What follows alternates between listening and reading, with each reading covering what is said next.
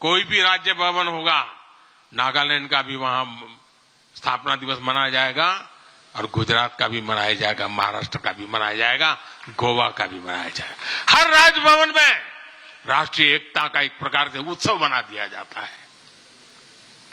हम अपनी विविधता को सेलिब्रेट करते हैं।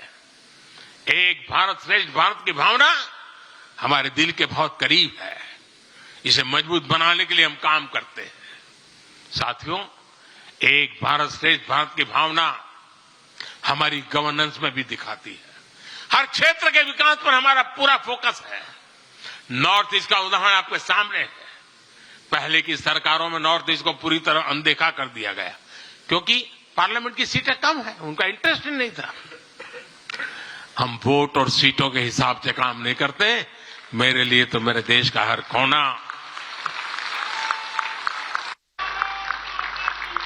समृद्ध हो, विकसित हो, ये हमारा भाव है। आज चाहे सियाचिन हो या फिर देश के आकांक्षी जिले हो, कोई हमसे दूर नहीं है।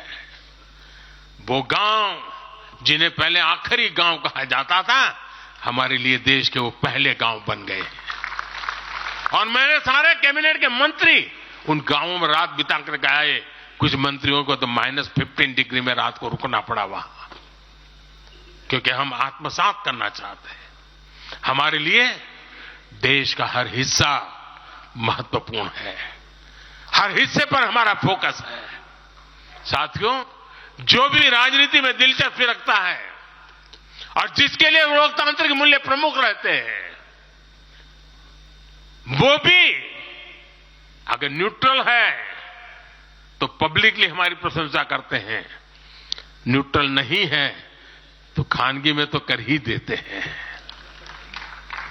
इसकी एक बड़ी वजह है, हमने समय के साथ खुद को सकारात्मकता के साथ बदलने का प्रयास किया है। हमने अपनी राजनीतिक व्यवस्था को नए और आधुनिक विचारों के लिए खुला रखा है। आजादी के बाद वर्षों तक जिन्होंने हमारे देश पर शासन किया, उन्होंने एक व्यवस्था बना दी थी। उस व्यवस्था में कुछ बड़े परिवारों के लोगों को ही सत्ता के केंद्र में रहे, उनके आसपास रहने वाले लोगों को ही राजनीतिक ताकत मिलती रही। अहम पदों पर परिवार के करीबियों को ही आगे बढ़ाया गया। हमने इस व्यवस्था को भी बदल दिया। हमने नए लोगों को मौका दिया कि वो हमारी व्यवस्था का हिस्सा बने और परिणाम ला करके दिखाएं। इससे व्यवस्था में नयापन आया और इसका लोकतांत्रिक स्वरूप कायम रहा। हमारी कैबिनेट में रिकॉर्ड संख्या में नॉर्थ ईस्ट के मंत्री हैं। नागालैंड से पहली बार एक महिला राज्यसभा में सांसद बन गई है। हमें गर्व है कि हमने पहली बार त्रिपुरा के व्यक्ति को काउंसिल ऑफ मिनिस्टर्स के अंदर स्थान दिया है। पहली बार हमारी सरकार में अरुणाचल प्रदेश को कैबिनेट मिनिस्टर मिला। पहली बार गुर्जर मुस्लिम को राज्यसभा के लिए नॉमिनेट किया गया। हमारी सरकार में ही गोवा से कैबिनेट मंत्री बनाया गया। हमें गर्व है कि हम बीजेपी के एक ऐसी संस्कृति का हिस्सा है जो मंत्रालय में रिकॉर्ड ओबीसी प्रतिनिधित्व सुनिश्चित किया जाता है। अमित भाई ने इसका विस्तार से वर्णन किया, इसलिए मैं ज्यादा उसके ऊपर नहीं कहना चाहता हूं।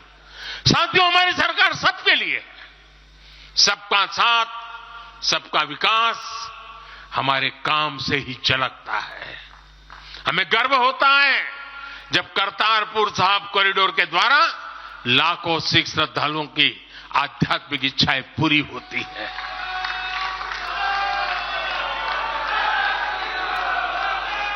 आप कल्पना कीजिए, 70 साल तक भारत की सीमा में रह करके हमारे सिख पंथ के अनुयायी दूरबीन से पाकिस्तान के अंदर करतारपुर साहिब के दर्शन करते थे।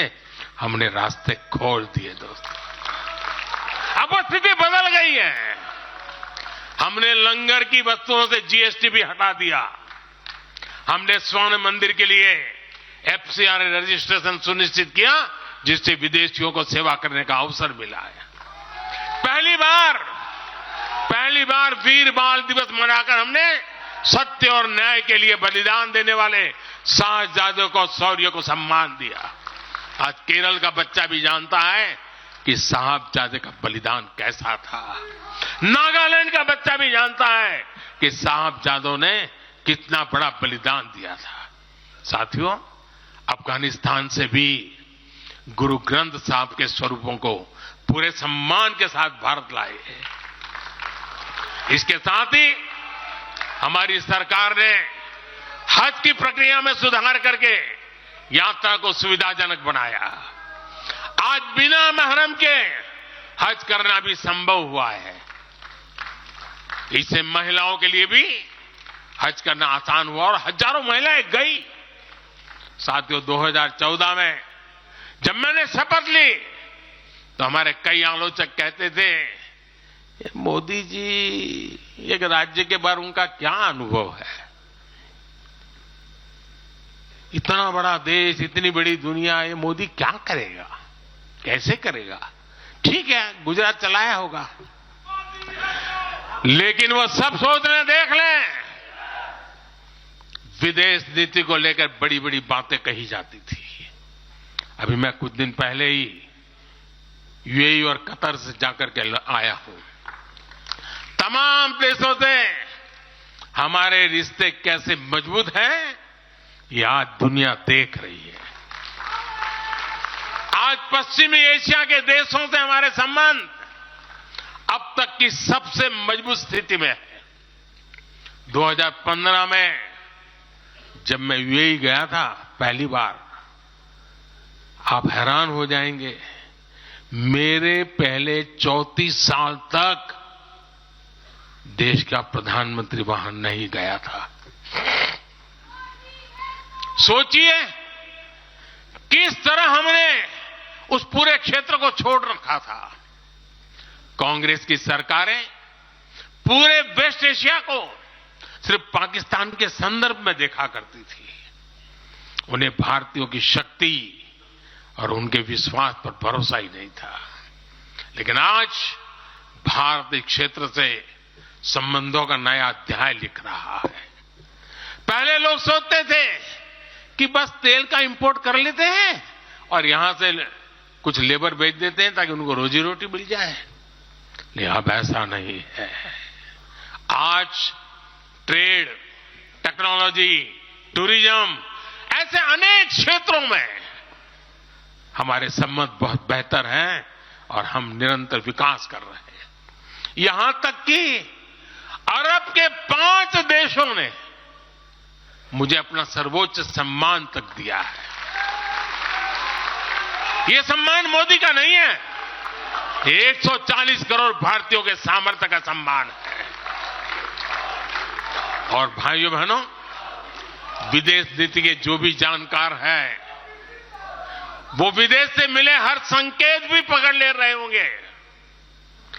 आज अलग अलग देशों में सत्ता और विपक्ष के दल ये खुलकर मानते हैं कि भारत के सशक्त होने से पूरी दुनिया का हित होने वाला है।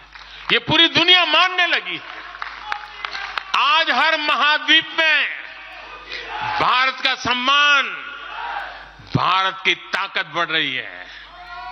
हर देश भारत से गहरे संबंध बनाने पर जोर दे रहा है। और इन सब के बीच कोई देश हमारी सरकार से बातचीत के लिए, आप जानकर के हैरान होंगे, अभी तो चुनाव बाकी है, लेकिन मेरे पास जुलाई, अगस्त, सितंबर के डेट पड़े हुए निमंत्रण दे करके। इसका अर्थ क्या है? इसका अर्थ है कि दुनिया के विभिन्न देश भी बीजेपी की सरकार की वापसी को लेकर पूरी तरह आश्वस्त है। वो भी जानते हैं, दुनिया का हर देश जानता है, दुनिया की हर शक्ति जानती है, आएगा तो साथियों, कांग्रेस से साथियों, कांग्रेस से देश को बचाना, देश के हर नागरिक को बचाना, हमारे बच्चों का, हमारे युवाओं का भविष्य बचाना बीजेपी के प्रत्येक कार्यकर्ता का दायित्व है। कांग्रेस का ट्रैक रिकॉर्ड हम सभी के सामने है।